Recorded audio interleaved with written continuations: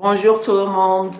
Good morning, everyone. Thank you for being with us today. I'm here on the traditional territories of the Mississauga of the Credit, the Anishinaabe, the Haudenosaunee, and the Huron-Wendat. Je suis ici aujourd'hui sur les territoires traditionnels des Mississauga, Anishinaabe, Haudenosaunee, et Huron-Wendat.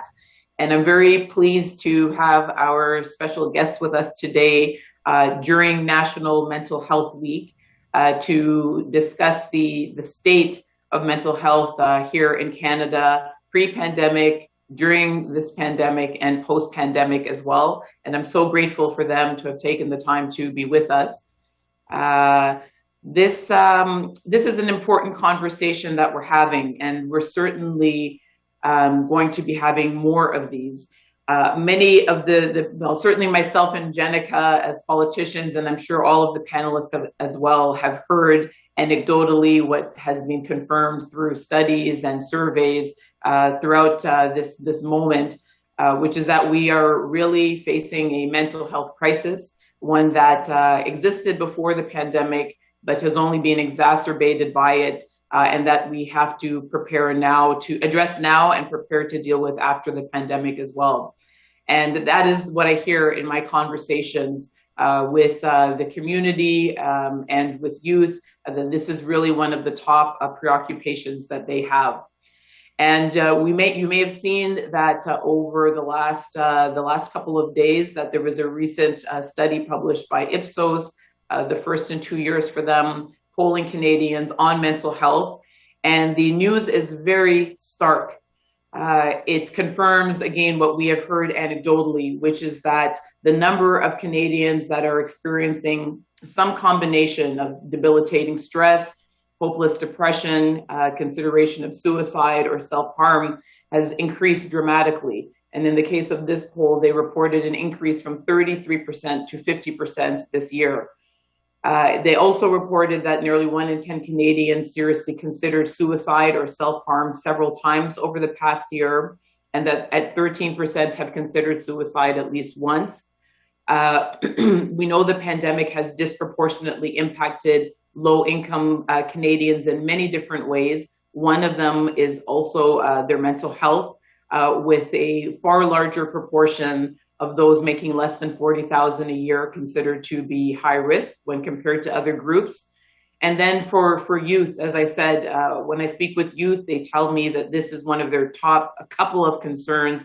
The Ipsos poll that was just released reported that 76% of youth reported mental health challenges. And so, as Jenica had said earlier, last year during the pandemic, sounding the warning about an echo pandemic of mental illness to follow in the wake, now really is the time to talk about what we can do to protect people and help people right now, and what are the long-term strategies for the future.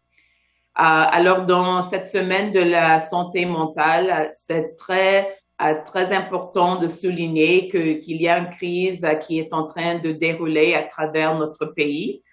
Qu'il y a beaucoup de personnes qui sont en train de vivre un moment très, très difficile.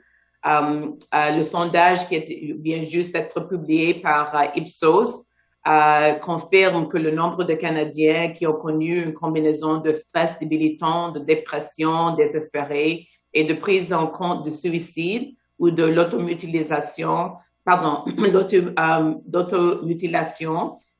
est passé de 33% à 50% cette année. Que près d'un Canadien sur 10 a sérieusement envisagé à se suicider ou se automutiler à plusieurs reprises, et que 13% ont considéré le suicide au moins une fois. On sait que la pandémie a vraiment fort touché dans une manière défavoriser les gens de faible revenu au Canada, et la santé mentale est encore un aspect de cet impact négatif disproportionné vécu par les Canadiens à faible revenu. 60% des personnes de moins de 40 000 dollars de revenus sont considérées à un risque élevé de problèmes de santé mentale. Et moi, je sais à travers mes conversations avec les jeunes autour de notre pays que les défis, que les problèmes de santé mentale sont très, très, très élevés. Et le sondage d'Ipsos a confirmé que 66% des jeunes notent qu'ils souffrent d'un type de santé, de problèmes de santé mentale. Alors, c'est le moment de penser comment est-ce que nous allons protéger et soutenir les gens maintenant pendant ce moment très difficile, mais aussi quelles sont les stratégies de long terme aussi pour vraiment démonter les problèmes systémiques dans notre système de santé mentale. Et je suis très contente d'avoir nos invités aujourd'hui pour nous guider dans cette discussion. Et je vais les laisser leur introduire. We have Jenica Atwin, our Member of Parliament for Fredericton, Senator Kim Pate of Ontario, Paula Ardelas, a senior, I said ours, well, not ours, not yet, a senior lecturer at Simon Fraser University, Elyse Schipper, Executive Director of Parents Lifeline of Eastern Ontario, and Dr. Christine Weckerly of McMaster University. So if you could kindly just introduce yourself, and then I'm going to just guide us in a discussion on these topics. And can we begin with you, Jenica? Sure. So thank you so much. I think anytime we can get together and talk about this, we're moving the needle a little bit. So I'm just so appreciative of this opportunity and to be surrounded by such powerful women as well. I think it's no coincidence that we're all here together as strong women addressing this issue. And so this is very much a passion of mine. It's been one of the key reasons I wanted to get involved in politics because it really stems from my time working in education with youth. And I'll never forget the first time that someone came to me with experiencing suicidal ideation and the feeling I had not knowing what to do in that moment. And it led to thankfully gaining some of those skills and being able to help and to be able to refer and direct and feeling a bit more confident in those moments of crisis. But, to take that on as an individual is something that is extremely overwhelming. And we need all levels of government. We need all levels of our society and our communities to come together and really tackle this head on. And as you mentioned, Annamie, this existed long before the pandemic. But I'm fearful, for what we're facing right now. So it couldn't be more timely to have this important discussion. And I'm just so thankful to be here today. And I'm coming from the unceded Wolastoq territory here in Fredericton. Thank you. Thank you, Jenica. Senator Pate? Thank you very much. I come to you from the unceded, unsurrendered territory of the Algonquin Anishinaabe on the beautiful Kitchissippi River. And you can probably hear the pounding of their building here on Parliament Hill. And I want to thank you very much for inviting me. This is such an important topic. As someone who has walked with and has in my own family many people with mental health issues. We've lost people to suicide. Seen people really struggled with depression, homelessness, and not having access to the basic supports they need. I think the integration of mental health, and as you pointed out in your introduction, so important that it is disproportionately those who are most on the margins that are experiencing, whether it's because of race, gender, economic deprivation. And we know in this time, it's those who are struggling most because they don't have a way to support themselves. They don't know what their future is going to be. They're homeless. And not surprising, this not only exacerbates pre-existing mental health issues, but actually creates new mental health issues. And then you layer on that, an area that I worked for a long time. In fact, my first work with mental health was I was part of what was then called a crisis center, would now be a homeless shelter, and we did what we called suicide flying squads, which literally meant when someone called and said they were feeling hopeless and helpless, we would go and physically be with them. And I was only a teenager, and it had such a significant impression on me. And then I did postgraduate work in forensic mental health, because when I started working with young people, men and women in prison, I realized the devastating impact of not just incarceration, but those who have mental health issues are more likely to be held in the most isolating conditions, and they get more and more ill because of those conditions. And so I think we are in a moment where not only are we seeing what was a dire situation before the pandemic exacerbating those pre-existing conditions. And even though the government has done a great job on rolling out benefits for many people, we know that depending on which measures we use, at least 1 in 7 or 1 in 10 people has received virtually no support. And that's an egregious situation. And I think it's partly a function of who ends up often in these positions of power and the degree of privilege, the lack of awareness of how hard it is to access these services if you can't afford to pay for therapy, if you can't afford to pay for those supports is vitally important. So I want to thank you very, very much, you, Annamie, but also the Green Party and Jenica and all of you for the incredible work you do every day, because it will be the collective work of taking responsibility for all of us that will change this. And I'm very excited about the work you're doing and that we can continue to do together on behalf of all people in this country and in fact globally. Thank you so much for that. Ms. Elyse? Thank you so much for having me. So I came to Canada when I was 5 years old, and I came from a family who had to immigrate because of the dictatorship in Chile.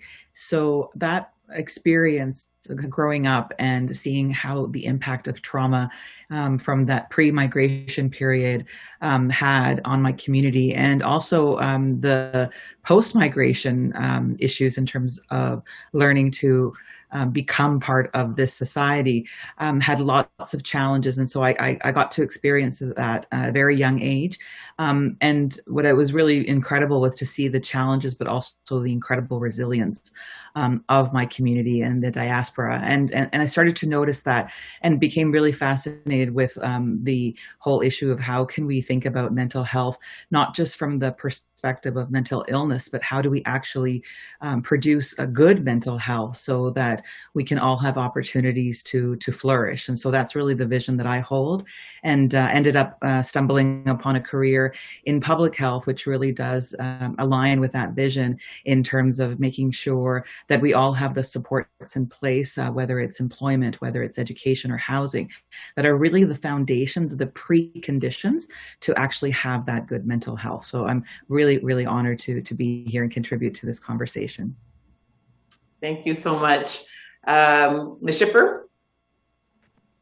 Hi, thank you so much for having me here today and for letting me be part of this amazing panel and really important discussion that is something that I'm so passionate about and have been for many years.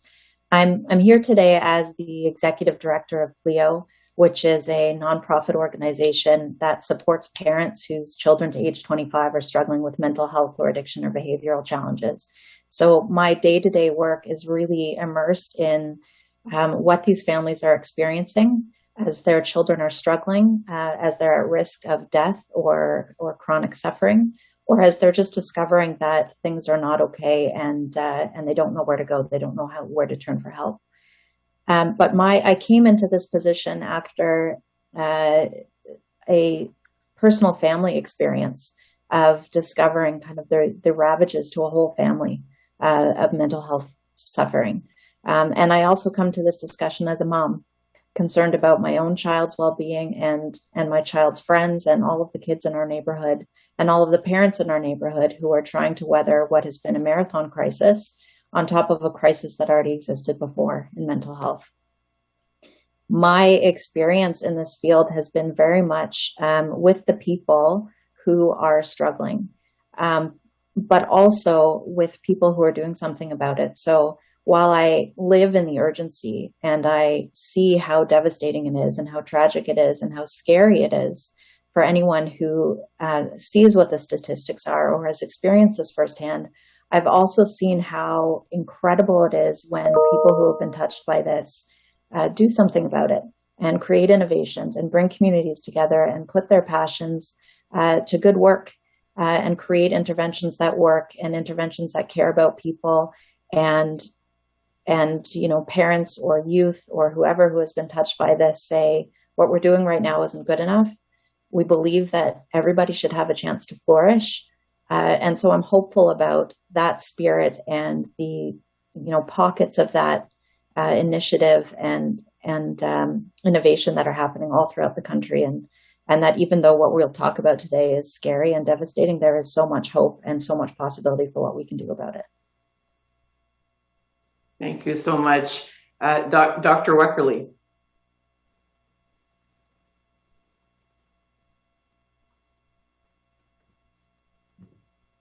Oh, you're on mute. I always do that. Good morning, bonjour. Happy to be here. I'm Chris Weckerly from the Department of Pediatrics at McMaster. My background is PhD in clinical psychology.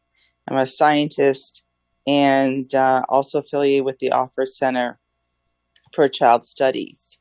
And just to pick up on the things that were mentioned, we have been seeing the United States CDC has shown a trend over 10 years of increasing youth suicides, with disturbing trends in the 13 and under age group. And so rather than seeing this as perhaps only a wish to die, this is perhaps the biggest call for help, an indicator of the level of distress. And for our own Canadian youth, we know that a sizable number who are reporting distress say that they cannot talk to their parents about it. So it's that combination of increasing distress, increasing uncertainty, and not quite knowing who you can talk to, and being prevented from connecting to your peer support group through various COVID changing measures. And at the same time, we want to remember that the youth are in an age of exploration and discovery and resilience, and there's a great deal of creativity, but they need some basic supports. And one of the pieces that we've been focusing on the last 2 years is how can we give some kind of a support that's there for them 24/7, even if they're on a wait list to see therapy, or even if their caseworker visits have been disrupted. And we focused on joy, and we have an app called Joy Pop that has shown positive results in dropping depression scores and increasing emotion regulation, even after 2 weeks of daily use. So we have peer-reviewed article out. You can go to youthresilience.net website for more. But this is the way. So I'm trying to proceed is in terms of adversities come like tsunamis or little trickles. How can we galvanize our inherent resilience skills and pick up some strategies? Mm-hmm. Thank you so much for those introductions, and we're going to just jump into it now and pick up on some of the themes that you raised in your opening remarks. Senator Pate, and yes, I know that you want me to call you Kim, but I want to make sure that those who are joining us also know the important role you're doing, the work that you're doing in the Senate. But Senator Pate, you mentioned the layering almost, the root, the underlying causes of much of the mental health strain that has occurred during the pandemic. And I really just wanted to dig down into that a second and ask any of you who want to comment on that to do so. Because for instance, when I speak with all of the various groups of people that I speak with, and they talk about mental health, it's usually these days in the context of the uncertainty. I don't know if I'm going to keep my job. I'm worried about keeping my family safe. I'm worried about my studies. I'm worried about my kids being out of school, or my kids are. It's layered with those, these other social issues. So I'd like to hear maybe a little bit more about that. I mean, during this pandemic, what do you believe accounts for the spike in mental health fragility? And I'm just going to, I just throw it out. And so anyone who wants to contribute to this, feel free. It's Paula. Oh, sorry. Paula, and then we'll come to Dr. Reckley. And I forgot to actually introduce myself. I went into the story of what brought me here, but I'm actually here on the unceded territories of the Squamish, Musqueam, Tsleil-Waututh people, and I'm based at Simon Fraser University in the Faculty of Health Science.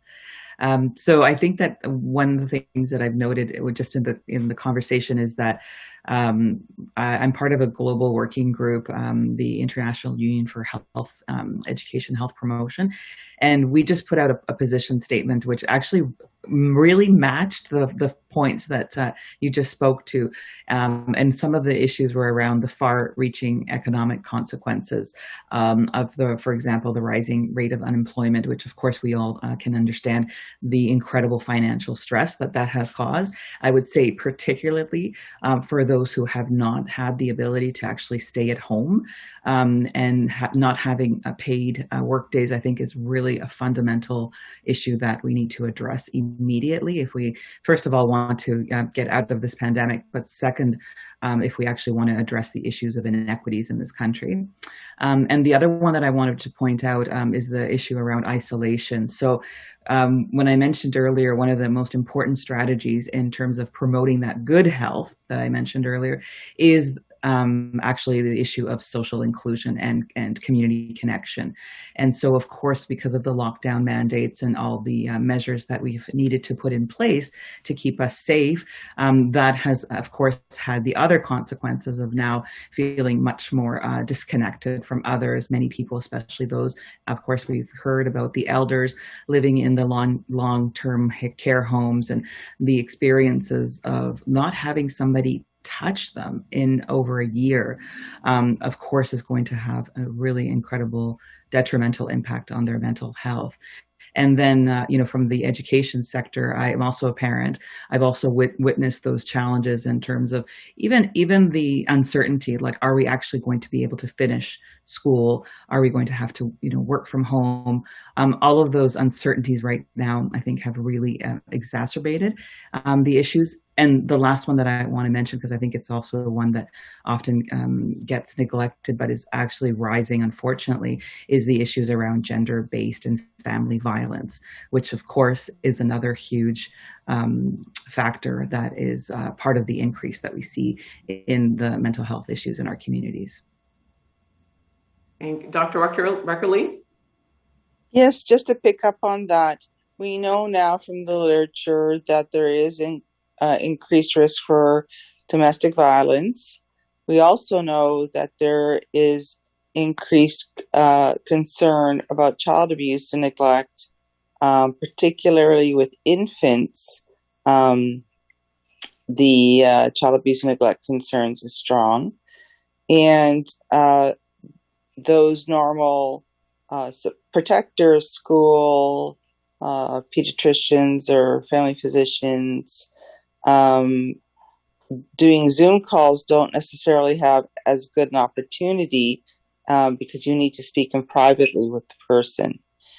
So that we need to be working towards creative ways where we can be in, physical contact with people, but in a safe way. And I think we have not tapped our great creativity to help solve some of these problems.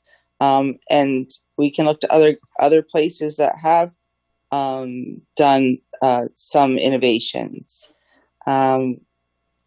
This is a time where if physicians or healthcare providers or others don't know how to respond, to maybe think about looking what's out there for free. And the McMaster University has a Vega project. It's about 1 day series of modules that is designed for care providers, practitioners to recognize and respond safely to family violence. It's a free course, evidence-based. And so there are many things out there that I think we can be doing to increase our skill level and to help be more aware of those opportunities to have a teaching moment, to intervene constructively. Yes, and Jenica, you when we were talking about the CERB and the clawbacks that had been planned for the CERB, you made the point of drawing that link to the mental health of there's just the strain that would cause, for instance. I mean, beyond that, we worked on that was mostly resolved, almost mostly resolved. But what are the stories that you're hearing? And then after that, I'll be interested to hear from you all. We always try to do two things: talk about, we are still in this pandemic. What can be done now? What are the missing pieces right now? And we've heard a little bit of that, but I just want to ask you about that, and then we'll talk finally about the long term. But as someone again who's an MP and hearing from people in the community every day, what are the stories that you're hearing? Yeah, so I mean, absolutely, the financial stress, that's a big one. And that can be some of the most difficult problems to solve, is because it's so multifaceted, and we can't make jobs reappear right now. And the other big piece is the concern for youth, children and youth. We have so many parents calling us, even as a federal MP, as kind of their last resort, is what they say. I don't know where else to turn. I know you're interested in mental health. What can you do to help me? I'm so concerned. There's nowhere to go. I'm told I'm on an 18-month waiting list for my daughter, or that I'm going to have to pay out of pocket this much money, which we can't afford, which is increasing their stress as well. I've got my own nieces and nephews that I'm greatly concerned about, my own children as well.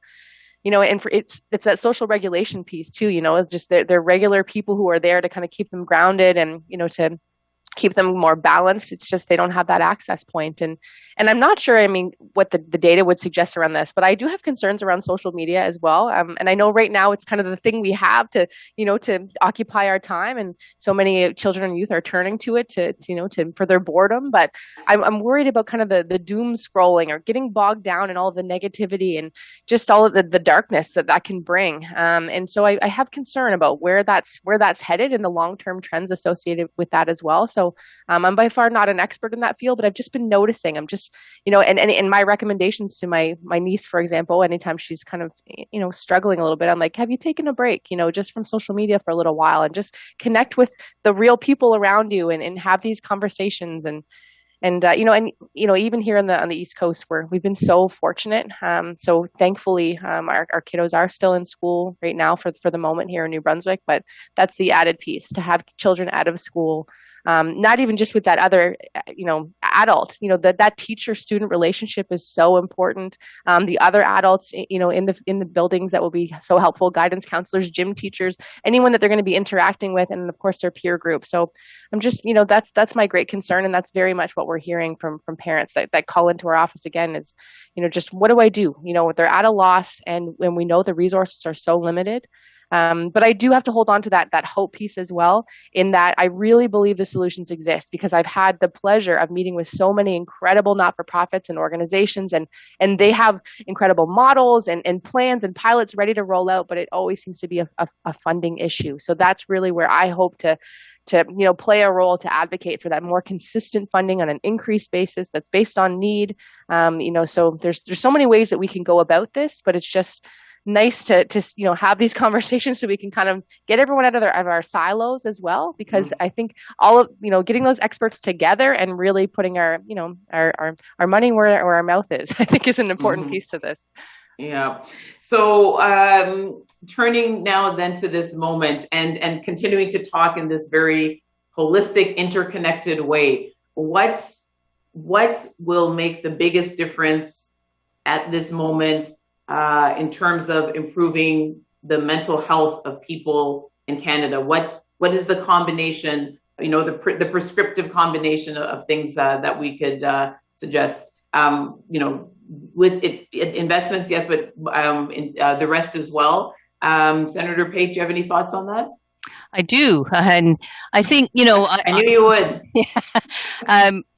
when CERB was rolled out, it was amazing how quickly people who were incredibly anxious, who didn't even know they were one paycheck away from poverty, suddenly had comfort. We could do and implement a guaranteed livable income. We could implement a pharmacare program. We could invest in housing. And we know when we do that, and of course, jobs are important, but for people who can't work or who are caring for elderly or children or people with disabilities, then providing those supports, because as it was summarized by someone just yesterday to me, it was like, and you pardon my language, but it's we're told all the time we're f-ups. I won't use the word, but and then when we try to get ahead, we're pushed down. If we try to we try and help out, and we accept CERB and a volunteer. I was talking to people who got their employers actually encouraged them to apply for CERB so they could volunteer because the employers couldn't afford to pay them.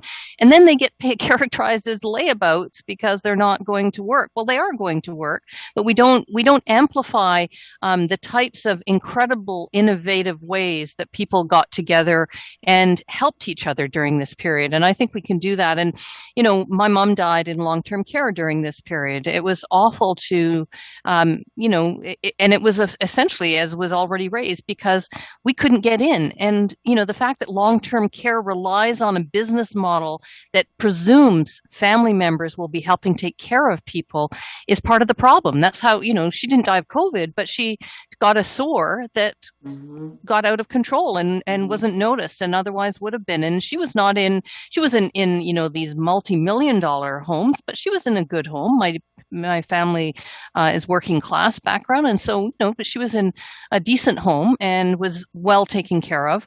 But I remember when I was working with homeless young people many years ago, we partnered between a seniors home and the homeless shelter and had, what the kids called adopt a grandparent and the seniors called adopt a grandchild. And, I was thinking during this time, we could have created some of those bubbles there. The woman that I met who's working full-time and the minimum wage job as a personal support worker, living in a shelter in the shadow of Parliament Hill, is horrific, but those are realities. And I think we should both be telling the stories so that our colleagues know, because perhaps they are a bit out of touch with that reality or have never experienced that level of economic deprivation themselves, and make sure they know those ideas, know those situations, but then propose the options. And I think there are options. And if we invested in people, if we did tax reform, if we followed some of the recommendations the Parliamentary Budget Officer has made about how we could have a more redistributed income situation in Canada, if people could know that they would have health care, including mental health care, pharmacare, that they would have housing, that they would have, at least a minimal support like a guaranteed livable income, they could do all kinds of things to assist each other and themselves. And that would create, peace of mind for many people that they don't have right now. And so I know you're already on this page, but we need to get the rest of the folks who may never have experienced this. And it's fabulous that Jenica's raising these issues, but there's a lot of folks, members of Parliament and senators, quite frankly, who are pretty male, pale, and stale, and also come from a fairly wealthy background, who I think we need to educate them about this as well. Thank you, and I'm very sorry for your loss. I didn't know that, and your story almost mirrors exactly the story of my father dying in long-term care during this period as well. And I think we're going to be hearing thousands of those stories over the years to come. Really, Elyse, I wanted to turn to you for the kids. What would make a difference now that we're not doing? What would be the thing that would have the greatest impact? And then after that, I see our time is running very short. I'm just going to pass it back to you all for just some concluding thoughts again about looking beyond the pandemic. We've talked about some of those things again, but if anyone wants to add something that they haven't yet, we'll have the last couple of minutes for that. But Elyse, what would make the most difference right now? Mm-hmm. Well, what I'm seeing will echo much of what has been said already, which is that there was a crisis in mental health before this started. And the pandemic has really exacerbated a lot of the challenges that families were already experiencing, and started new challenges for families who weren't experiencing them before. But when we get phone calls, for example, from parents, we've always done this. They call and they tell us they're concerned about their child or their young adult. And we help kind of parse, what are the challenges? What are the opportunities? What are the strengths? What can we figure out as next steps for a plan forward? And as part of that discussion, it's not just what are the symptoms, what's the diagnosis, it's what else is going on in your life. What are all of the social determinants of health that we talk about, all of the other contributing factors? And we hear from parents about, I'm worried about having food on the table for dinner tonight, or I have no support, I have no family, I have no neighbors, I don't have anyone who can help me. I have to work 2 jobs, so I can't be here for my child.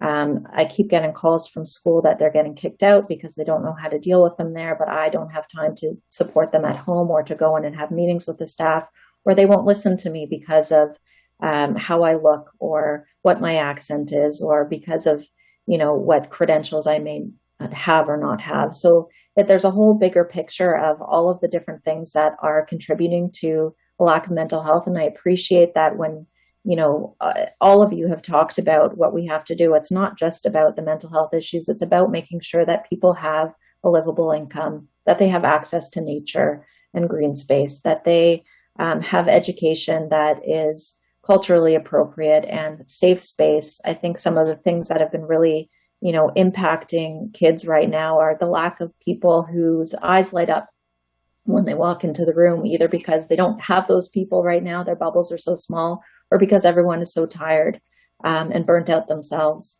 I think, the debate that always comes up, or the rebuttal that always comes up about investment is, there's only so much money to go around. What are we going to pay for? And right now we're in a situation because of the mental health crisis before the pandemic, and especially now, that we do need emergency money to deal with the emergency situations that we're in. But we also need money in community mental health and prevention and public health to help stem the tide, so that we're not dealing with this even further in the future. But the cost that we don't think about is what happens if we don't invest, and that's even greater than if we do invest now. We're talking about kids and families who will not survive if they don't get the mental health treatment that they need. And we're talking about parents who will not be able to participate in work, who will have their own mental health struggles if they don't have the supports they need to take care of their kids. So I think we need to look at the long-term, medium and long-term impacts of the investments that we can make now, so that the argument about I don't want, unbelievable taxes for my kids doesn't make sense if you look at what the impacts are of investing now and getting ahead of those costs. Talking about, how can we afford mental health care and also a guaranteed livable income? They're connected. Or how can we make sure there's green space and all of those things? They're all connected. It's all possible. There are, as Jenica said, amazing ideas and innovations out there. The communities know what they need.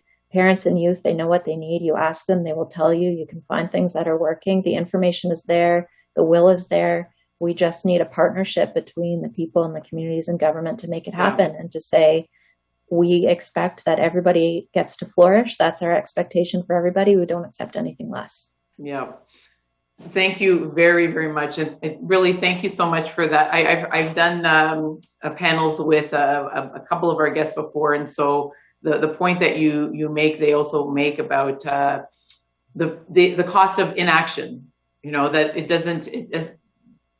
doesn't come for free. It's not free to not do anything. And we really have to keep emphasizing that. I see that our time has expired, and we want to invite you back multiple times. When we speak about an issue, we really try to keep talking about and keep providing a platform for those of you who are doing this work until we see the action. So we try to keep it short-ish. And so maybe what I'll just ask you to do, and I know that I don't like doing this, but I still want to give you all the chance for one last word, is just to say, the one thing right now that you feel would be most impactful right now, and then the one thing that will be most impactful if we plan for it so that we're implementing it after the pandemic. And I'll start with, and I'm going to keep you to it just because I know we're a bit over. Dr. Weckerly. Thank you so much for this conversation opportunity. The one thing I would like to emphasize is that we need all partners, and I'd invite corporate Canada to get involved. TELUS did a great thing in providing 2 years free cell phone plans to youth transitioning out of foster care, and that made huge differences in their lives, that they didn't have to make a decision between buying food for that month or getting a cell phone that they need to go to work and maintain their connections. So and the long term? The long term? The long term. The one thing in the long term, I hope that we can foster creative ways for social connectedness, because that's the top predictor of resilience. Thank you so much. Paula? I think short term, long term? Mine is kind of both, I think. I think the pandemic has really, of course, made very visible how connected social inequities are to mental health. So let's reduce the social inequities, and we'll definitely be improving mental health in the future and now. Elyse? I would say for right now is making sure people can cover the basics. When we talk about mental health and the things you need to have covered, we say food and water and safety and nature and connection and some meaning and purpose. So there are some basics there we need to make sure everybody has covered. Food and water and a safe place to live is kind of the immediate. In the long term, I would say we have seen this year how everything can change really quickly, how resilient people are, how quickly we can pivot, how we went from can we do virtual care to only virtual care? So let's not waste this opportunity when there's the relief of this immediate safety of the pandemic to do things differently, and continue with that momentum and that open mind and say, we don't want to live like this anymore. We can do things differently. We can mobilize and just run with it. Let's not waste that opportunity. Fantastic. Jenica. So immediately, direct fund organizations who are doing incredible work on the ground right now, and in the long term is centering our well-being. That should be the measure of our success. So that's what we've been pushing even before the pandemic, but it's never been more important. Senator Pate. I would say as we move out of this, that human well-being, not GDP, be how we guide, how we move forward out of this pandemic. And longer term, that if we go according to the Sustainable Development Goals on how we develop as a nation and globally, then we'll do this in a way that's sustainable and benefit generations to come. Thank you so much. I love concluding in this way because, you're in different parts of the country. I can confirm to everyone that many of you have not met before, but the consensus amongst those who are closest to the issues always comes through in terms of what could be done and what should be done. In our case, in the short term, we are pushing for those immediate needs to be met, the ones where we still see the holes. Through a residential tenant support benefit, because we know many low-income people are right on the cusp of evictions. Also through help for our youth who are just terrified about what they're going to be doing this summer. The jobs are not there. We're still in lockdown, and they're really in a hole, and it's a big mental strain. And then in the long term, of course, absolutely completing our social safety net. So we're not back here again. So that we've learned those lessons, and so we can take that weight off of people that causes many people mental strain. I will also mention just briefly, in the short term, we are pushing very hard for decriminalization and a national safe supply, because we have heard the stories about how mental health has led many more people to self-medication under very dangerous circumstances. And we have record opioid-related deaths in the country this year, and it's ongoing. So, merci beaucoup, merci infiniment à tous nos invités. Merci pour vos suggestions. Merci beaucoup pour votre militance. C'est très important. Nous allons vous inviter encore une fois C'est clair que non, il y a un consensus que dans le court terme, il faut investir dans les programmes qui peuvent aider les gens directement et immédiatement. Il faut assurer que nous avons les prestations, que nous avons les programmes d'urgence pour aider les gens parce qu'il y a encore des lacunes qui existent. Et dans le long terme, il faut repenser comment on évalue la qualité de vie, quelles sont nos priorités, comment nous allons terminer et compléter notre filet social aussi. Alors, merci à tout le monde. Merci infiniment d'être ici avec nous. We will be sure to invite you back. Thank you so much for bringing your advocacy to National Mental Health Week. And we hope that this conversation, as you all said, will provide an additional little bit of impetus, a little push forward on these incredibly important issues at a critical time. Merci beaucoup. And thank you to everyone who joined us. Thank you, merci. Thank you so much. If you could all just hang on for one moment, we're going to say goodbye to our friends on Facebook. Yes, thank you, Ms. Paul. This ends the Facebook Live portion of the of the roundtable. Thank you so much for joining us. Ceci met fin à la partie Facebook Live de la table ronde. Merci beaucoup pour nous rejoindre. So we're going to go to questions now. David Thurton from CBC has a couple of questions. One question, one follow-up. David? Hi, Madam Paul. Hope you're doing well. I wanted to ask you about a news release that's just out from the Anishinaabe Nation leadership. They are supporting the shutting down of Line 5, and basically they're saying it ignores the long-standing cross-border agreement to protect the Great Lakes. And so I don't know if we've heard the position of the Green Party on this. Do you support the immediate shutting down of Line 5? Okay, thank you for the question, David. And maybe I'm just going to check with Rosie if there are any more questions if there are any questions from the other outlets for our guests. Otherwise, I'll thank them very much. And are there, Rosie? I will just check now. Okay, thank you. Because I don't want you to hang on I'm sure you're all dying to know what I think about Line 5, but we want to make sure to respect your time. Rosie, do you want to check? Sure. Are there any other questions from the media? If there are, please use the raised hand feature. Est-ce qu'il y a d'autres questions du média? S'il vous plaît, utilisez la fonction de lever la main. No? No? Okay, thank you. Okay, all right, great. Okay, so thank you very much for joining us, and we'll see you. Now that I'm answering the Green Party partisan questions, you can go. Thanks so much. Take care. Thank you very much. Thank you. Bye-bye. Thanks for having me. Bye-bye. So thank you very much, David, for your question. And I have been asked about this previously and commented on it. In terms of Line 5, I have said that there's no reason for me or for the Green Party to doubt the conclusions and the research and the scientific evidence that the governor of Michigan is relying on in having made her decision.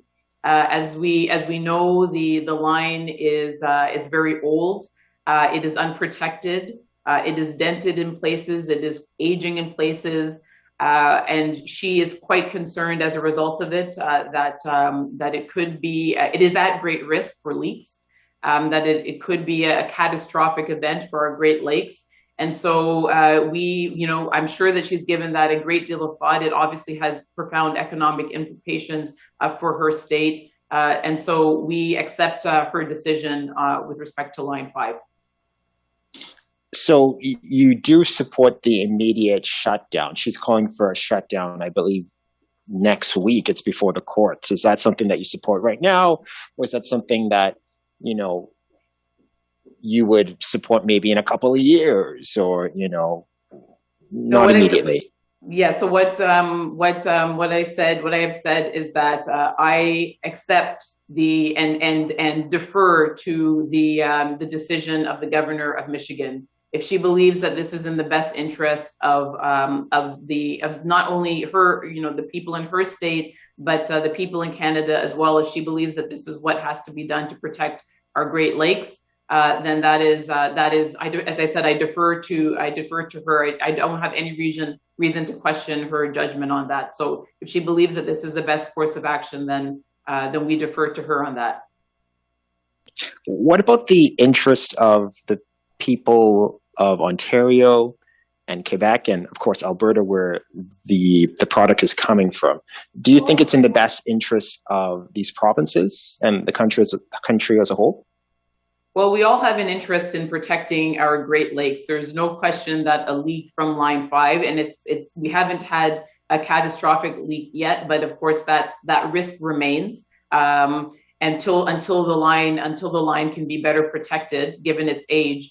The risk to all of us of that would be devastating. It would be absolutely devastating. And as I said, for someone who is from a state that is heavily impacted by the decision that she is making, it really I have no reason to believe it wasn't the result of a lot of very careful thought.